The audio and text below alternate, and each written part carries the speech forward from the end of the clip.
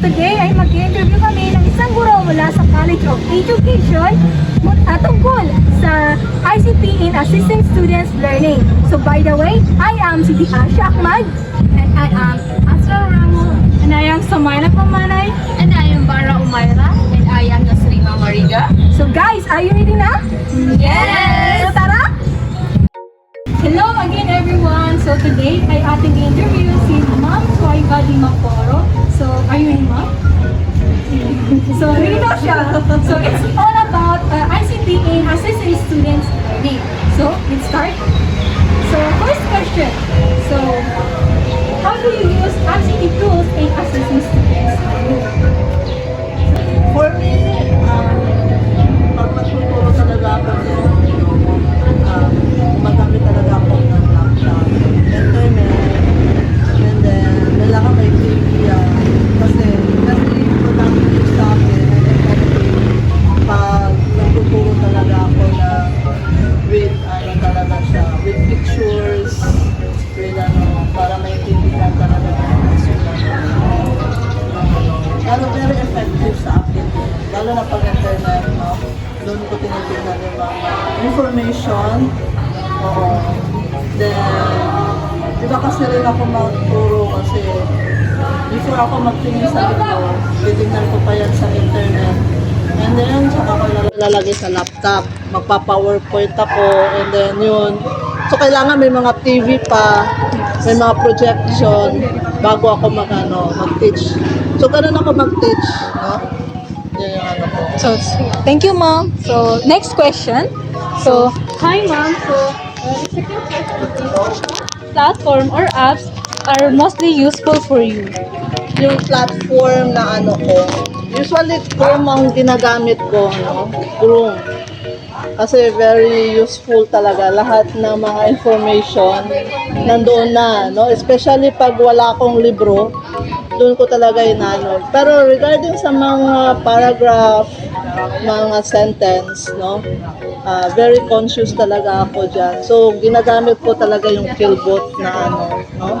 So, meron na rin akong apps sa phone ko para ginagamit ko kung ano yung mga paragraph, sentence na ilalagay ko sa ano ko, PowerPoint ko, sa Pitch, no? Yun yung ano ko. So, Another question, ma'am, is what challenges do you face when using technology for assessment?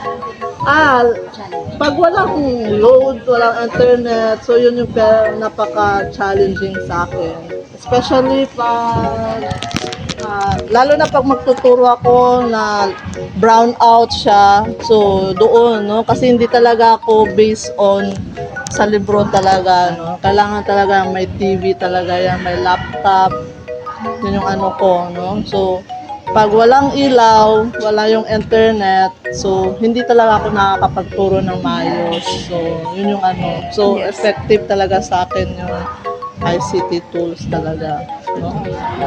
Another one, ma'am, is how has ICT improved your assessment practices? For me, para ma-improve yung ICT as practices ko, no?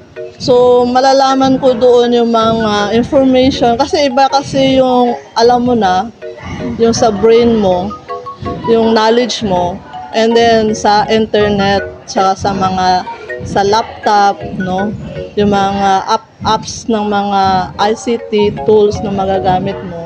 Very useful kasi siya kasi madadagdagan yung knowledge mo doon, no? So, helpful rin siya para makatulong rin ako ng kung paano gumawa ng mga activities sa mga estudyante ko, no? Especially pag walang libro, doon talaga very useful talaga sa akin ang internet, ang paggamit ng ICT. So yun sa mga estudyante ko. So, the last question, ma'am, is can you give an example of a successful ICT-based assessment you have used? Sa yung example sa pagtuturo ko na ICT like sa yung maggawa ng Chrome sa anong result, Ma'am? Anong result sa mga estudyante? successful. Oh, kasi very siya effective. Hindi naman na gawa-gawa ko lang yun, no? Kasi ako wala naman akong, lalo na pag katulad ko, hindi ako hindi talaga ako madaling mag-trust sa ano ko. Kailangan ko pang tignan talaga ng mabuti like internet, no? So, tinitingnan ko talaga yung specific na ano, no? Lalo na pag hindi ko feel yung mga subject, no? So, kailangan ko pang makita ng doble, no? Sa libro, sa internet, sa ano, sa mga Google doon, no? Sinecheck ko talaga yan ng maayos. Para madali ko mabigay sa mga estudyante ko, very effective, tsaka walang pagdududa yung mga estudyante ko na mali-mali yung tinuturo ko kasi nakikita ko, tsaka nababasa ko sa internet yung mga information na nakukuha ko. So, yun yung successful sa akin, no? Yun yung ano ko. Thank you, ma'am.